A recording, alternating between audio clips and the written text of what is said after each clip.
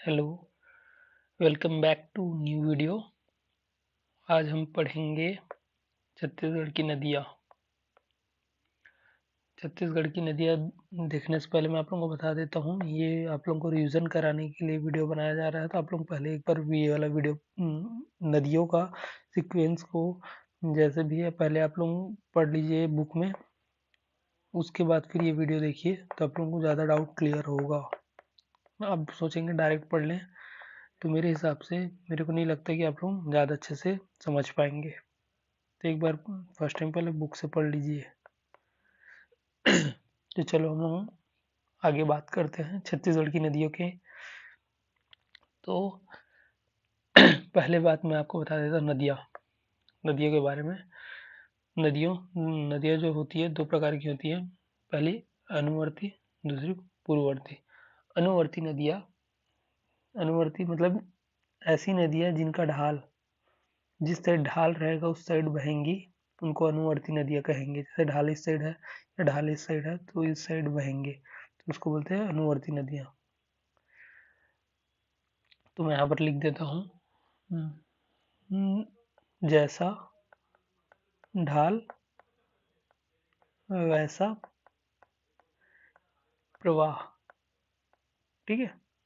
और पूर्ववर्ती नदियाँ मतलब जिस दिशा में बह रही है उनका मतलब बहना एक दिशा में फिक्स है, मतलब फिक्स दिशा। एग्जाम्पल के लिए देखते हैं, एग्जाम्पल के जो बड़ी बड़ी नदियाँ हैं, सिंधु, गंगा, ब्रह्मपुत्र, ये सब जो नदियाँ हैं ये पूर्ववर्ती नदियाँ कहलाएंगी। और अनुवर्ती नदियाँ में देखते हैं तो अनुवर्ती नदियाँ में हो गई क्या, कावेरी, कृष्णा, गोदावरी, महानदी, ये सारी नदियाँ अनुवर्ती में आएंगी। और पूर्ववर्ती में सिंधु, गंगा, ब्रह्मपुत्र ये सब आएंगे। तो ये अनुवर्ती और पूर्ववर्ती एक कॉन्सेप्ट के लिए बस याद रखिए कि किसको पूर्ववर्ती बोलते हैं, किसको अनुवर्ती बोलते हैं। ठीक है, ये मेरे को लगता है ये डाउट क्लियर हो गया होगा। तो अब हम आगे बात करते हैं छत्तीसगढ़ में अपवाह तंत्र के बारे में। तो छत्तीसगढ़ में मैं आप लोगों को बता देता हूँ, छत्तीसगढ़ में मुख्यतः अपवाह तंत्र 5 प्रकार के हैं।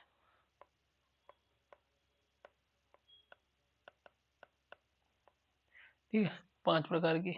अब ये अपवाह तंत्र का नाम देख लेते हैं। पहला महानदी अपवाह तंत्र। ठीक। दूसरा गोदावरी अपवाह तंत्र। तीसरा गोदावरी के बाद फिर सोन या गंगा बोल सकते हो, अपवाह तंत्र। चौथा है ब्राह्मणी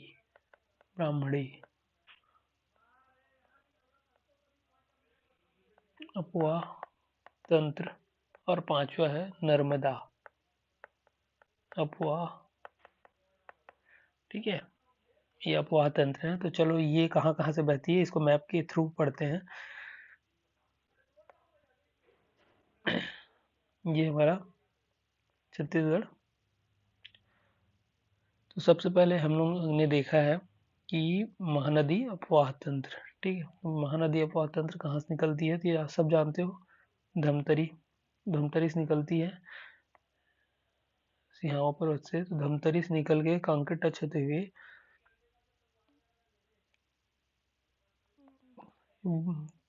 हुए गरियाबंद, रायपुर ऐसे करके टच होते हुए जाती है। तो आप लोग देख लीजिएगा कहाँ कहाँ टच होती है, बस ये मैं आप लोग को एक एग्जांपल दे रहा हूँ ये। ठीक है, ऐसे बहती है महानदी। तो मैं यहाँ पर लिख देता हूँ महानदी। केवल मैं आप लोगों को बता रहा हूँ, जिला बाद में बताऊंगा कौन कौन से जिला से बहती है। बस मैं आप लोगों को एक मैप के थ्रू नॉलेज दे रहा हूँ कि किस साइड नदी बहती है। ठीक, महानदी के बाद गोदावरी चले जाते हैं हम लोग। तो गोदावरी में सब जानते हैं, गोदावरी यहाँ से निकल के इस दिशा में गोदावरी, ये गोदावरी अपवाह तंत्र। ठीक है, गोदावरी के बाद सोन सोन अपवातन से यहाँ पर से निकलती है और ये इस ओर बहती है पूर्व की ओर। सोन के बाद फिर है ब्राह्मणी। ब्राह्मणी के लिए ब्राह्मणी ये यहाँ से इस ओर बहती है, सोन लिख देते हैं यहाँ ब्राह्मणी, ठीक है। और आखिरी नर्मदा। नर्मदा पूर्व की ओर ना बह के पश्चिम की ओर बहती है, तो इधर बहती है, ठीक है। तो नर्मदा ऐसा।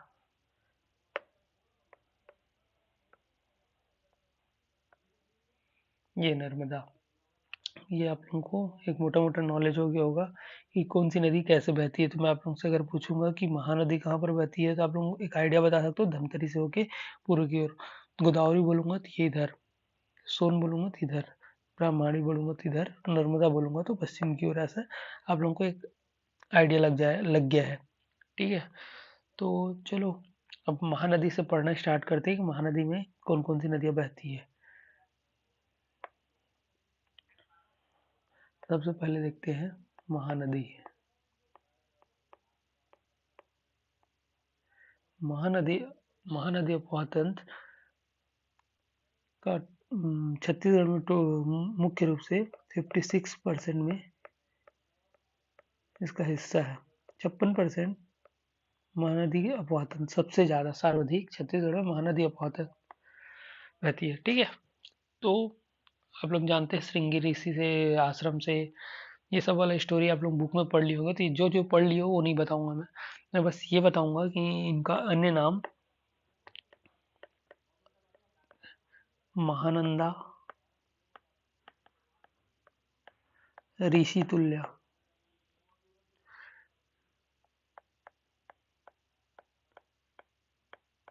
ये दोनों याद रखिएगा, महानंदा, ऋषि तुल्य। अब सब कंफ्यूज होते हैं कहाँ पे प्राचीन नाम क्या है, सतयुग में क्या है, द्वापर युग में। तो इसके लिए ट्रिक भी है, मैं ट्रिक बताऊंगा। उससे पहले मैं आप लोगों को पहले लिख के बता देता हूँ।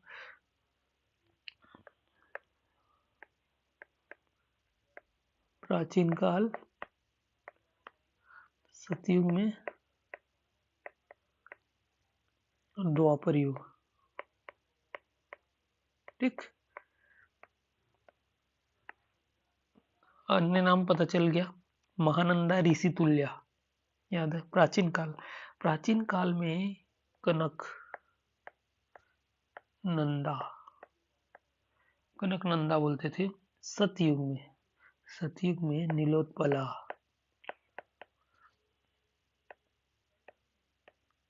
और द्वापर युग में चित्रोत्पला,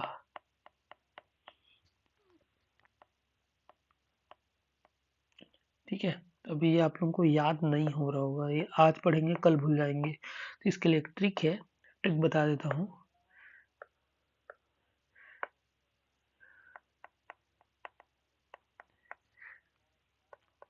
पीके और एक सनी नाम का लड़का है, पीके सनी, दो चित्र बनाया, ठीक है। पी से प्राचीन हो गया, के से कनकनंदा। आप लोगों को याद करने के लिए है, श को ये वाला स कर सकते हो षटकोण का। स से सतयुग, न से नीलोत्पला, द से द्वापर युग, च से चित्र। याद हो गया, एक दो ये तीन। पीके प्राचीन में कनकनंदगी, सनी सतयुग में, नीलोत्पला, द से द्वापर युग में चित्रोत्पला। तो अब मेरे हिसाब से ये याद होना चाहिए। तो ये ट्रिक को आप लोग अपनी कॉपी में लिख लीजिए, बुक में लिख लीजिए और ऐसे याद कर लीजिए। और पुराण में, पुराण में क्या क्या बोलते हैं, इसका सबसे इजी तरीका है वायु पुराण। वायु पुराण में के लिए एक चीज है, आप लोगों को समझ आएगा वायु किस रंग का होता है। तो वायु तो देख नहीं सकते, लेकिन जब अपन ऊपर आसमान में देखते हैं तो आसमान नीला दिखता है। तो वायु को बस याद रखना नीलोत्पला। बाकी सब मत्स्य, ब्रह्म पुराण, जो भी पुराण आएंगे वो चित्रोत्पला कहलाएंगे। कोई से भी पुराण में महानदी को चित्रोत्पला ही बोला जाएगा। तो वायु पुराण का बस याद रख लेना नीलोत्पला, बाकी सब का चित्रोत्पला। तो मेरे हिसाब से आप लोगों को इतना समझ आया होगा। अब हम आगे देखते हैं। महानदी का नाम तो जान गए होंगे, बाकी सब इसका जो भी फंक्शन है वो आप बुक में पढ़ लिए होगे, वो एक ही बार में आपको याद हो जाएगा। तो नदियाँ कहाँ कहाँ से निकलती है उस चीज के बारे में बताता हूँ मैं। ठीक, जैसे ये हमारा ये धमतरी है। ठीक, धमतरी से नदी हमारी इधर पूर्व की ओर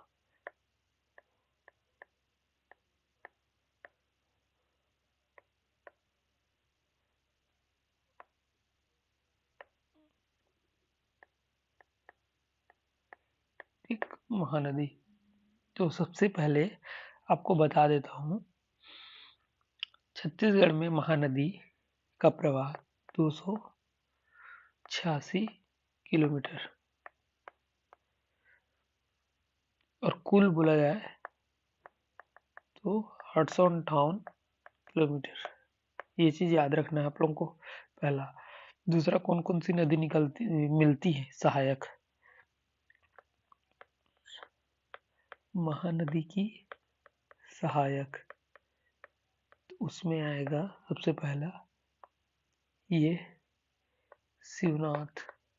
कहीं से भी निकले, पहले आप लोगों को जानना है कौन कौन सहायक है। शिवनाथ,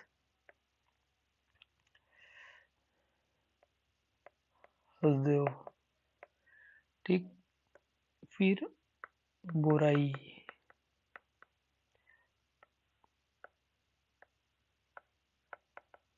मांड, केलो, ईब। ये इतने सारे नदी हैं जो बाएं ओर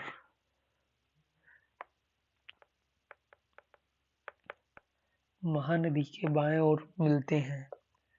शिवनाथ, हसदेव, बोराई, मांड, केलो, ईब। इसको आप लोगों को ये सीक्वेंस को याद रखना ही पड़ेगा, ये सीक्वेंस में है, ये क्वेश्चन पूछा जाता है, तो इसको आप लोगों को याद रखना है, सीक्वेंस जमाना है। शिवनाथ साथ में कंटिन्यू 2 बार 4 बार बोलोगे तो याद आ जाएगा। शिवनाथ, हसदेव, बोराई, मांड, केलो, ईब। कंटिन्यू सीक्वेंस याद करना है, ठीक है। जैसे ही अब आप लोग को याद हो जाएगा, ये महानदी की सहायक नदियां हैं। अब सहायक की सहायक नदी है, जैसे शिवनाथ की कौन सहायक है, ठीक है, हसदेव की, बुरई की, मांड की, केलो की, ईब की। आप लोगों को बता दूं, बुरई की कोई सहायक नदी नहीं है, तो इनका नहीं, इसका उससे ही पढ़ेंगे, उसके बाद सबका पढ़ेंगे।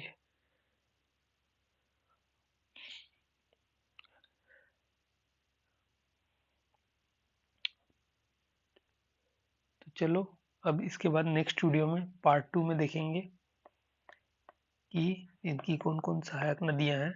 वीडियो को 2x में देखिए, समय बचाइए। मिलते हैं, पीस आउट।